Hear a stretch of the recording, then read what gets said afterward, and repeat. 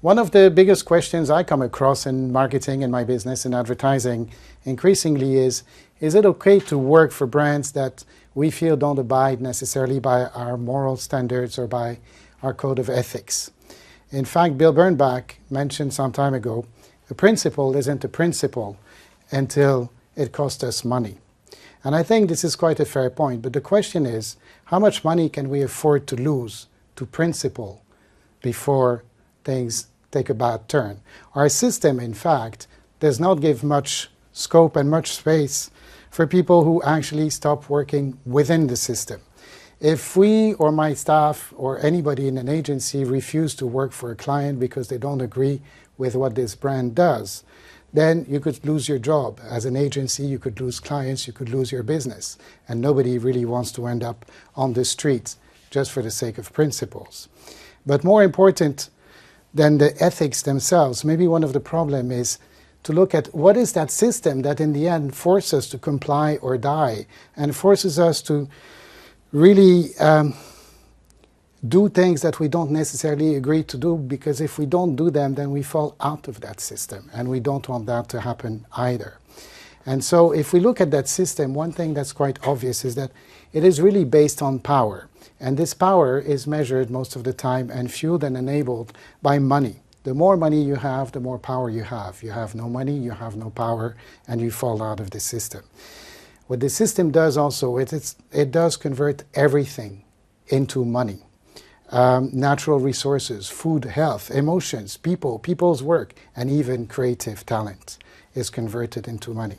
But obviously this system has other characteristics. It is based on competition. It is based on winning. It is based on being the top dog. It's very much an alpha male sort of paradigm. You must win regardless of the damage this may cause to people around you, to your environment, even to yourself, as long as you end up being the winner, regardless of who actually gets to lose and what is lost in that. It's also a system that is very much based on reason and logic. It's a system that is based on fact, on evidence, on data, on proof. And we know that very well in marketing. We love research data. And this is because in this system, evidence and proof equals truth. And truth is very good in this system because it's safe and reassuring. Truth is an excellent benchmark because truth in this system allows us to compare and have guidance. This is right, this is not right, and we have a rational relationship with that. But this said, if we look at it, how reliable really is truth? Here's an example. Einstein, 100-something years ago, came up with the theory of relativity in which, amongst others, he suggested that nothing could go faster than the speed of light. And we liked that idea, we tested it, it worked. And we were able to do amazing things with this. However, only a year ago, some scientists discovered that actually that truth was not a truth, and that actually some things did go faster than the speed of light. Now, did that really matter? Did that undo any of what we had done with the old truth? No, it's still there. And on the contrary, now we have a new truth to build upon. So it would seem that truth does not seem to matter so much as what we believe the truth to be. And if that is the case, then maybe this could apply to reality as well. And maybe reality could be whatever we believe or would like it to be. And that's quite an interesting factor. In fact, Picasso said, anything we can imagine is real. I like that. It sounds fantastic. It's a fantastic potential. But while our system does like imagination and creative talent that comes from it because we can make money from it, it also fears it very much. And there's a very good reason for that. And David Ogilvy recapped this very well in this remark in which he said, talent, and he means by that creative talent. Talent, I believe, is mostly found amongst the nonconformists, the dissenters, and the rebels. And it's interesting to find that creative talent that we so much crave in our system actually stems from a rebellion against that very system. And that system loves this creativity because it has a magical way to touch people and to move people emotionally in a way that facts and reason can never do, and therefore make us money. But it also fears it because it comes from rebellion, and because of that, imagination equals potential change, and change equals threat to an established system, and we wouldn't want to rock the boat too much. However, imagination remains a very big thing. Bernbach, amongst others, said, "The real giants have always been poets who jumped from facts into the realm of imagination and ideas." And this is a very not only inspiring say, but also suggests that there are two realms, two polar opposites, if you will. And in fact, everything in the world seems to have a polar opposite. The South Pole, the North Pole, the day, the night, male, female. Everything seems to have a polar opposite. And so maybe we could imagine that there are two realms, the realm of facts, which is our current paradigm, and the realm of imagination and ideas, which could be its polar opposite.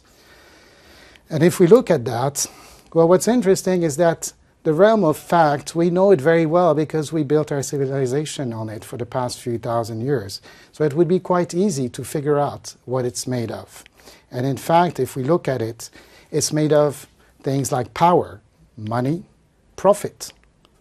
It's all about the individual. It's competitive, it's logical, it's linear, it's technological, it's all about me.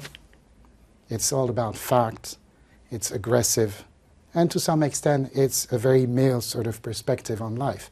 But we could easily imagine that if there's a polar opposite to this, we could just find the polar opposites to all of these points and figure out and start seeing a different paradigm which would be ruled instead by harmony, by fulfillment, by sustainability rather than profit, by a collective approach rather than an individual one, by a collaborative approach instead of competitive, by intuition instead of logic, by an infinite perception as opposed to linear thinking, by an organic world rather than a technological one, where we is more important than me, and where imagination takes over facts, and so on and so on.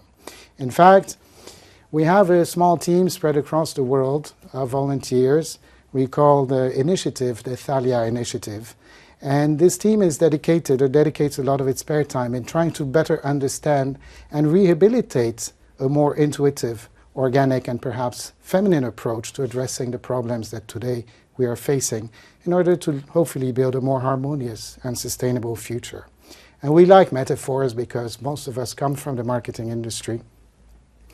And the two metaphors we found for those two paradigms are that the current system, we like to call it the warrior's paradigm because it's all about being the warrior, being the winner, and destroying whatever you need to destroy to get there.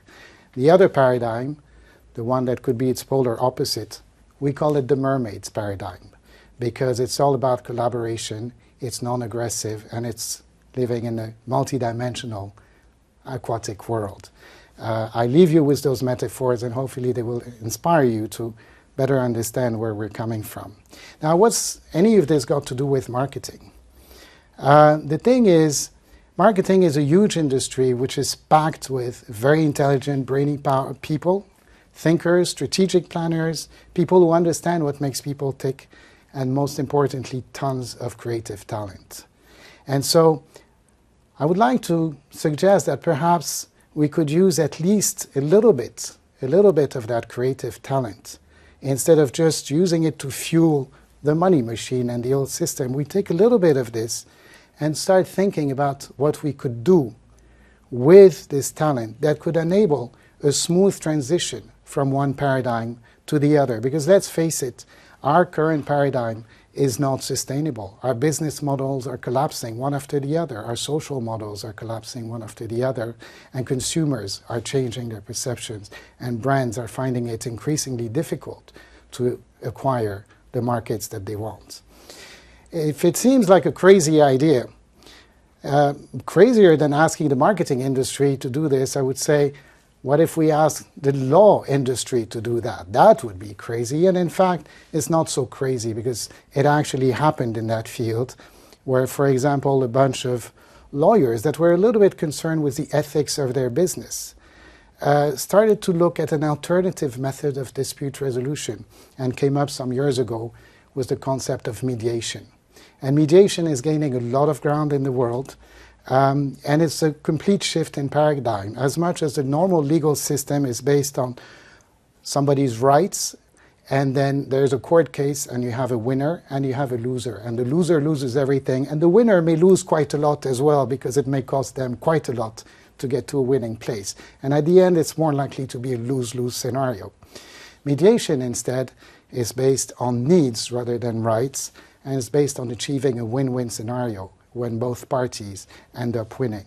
And I believe that if lawyers, if the legal industry manage to do such a paradigm shift so successfully, then certainly we, the marketing people, with all the creative talent and the brain power we have, should be able to do something like this and contribute to not only changing the way we do things, but radically changing what we do, why we do it, and the purpose for what we do it, to achieve a much more sustainable and harmonious balance. Thank you.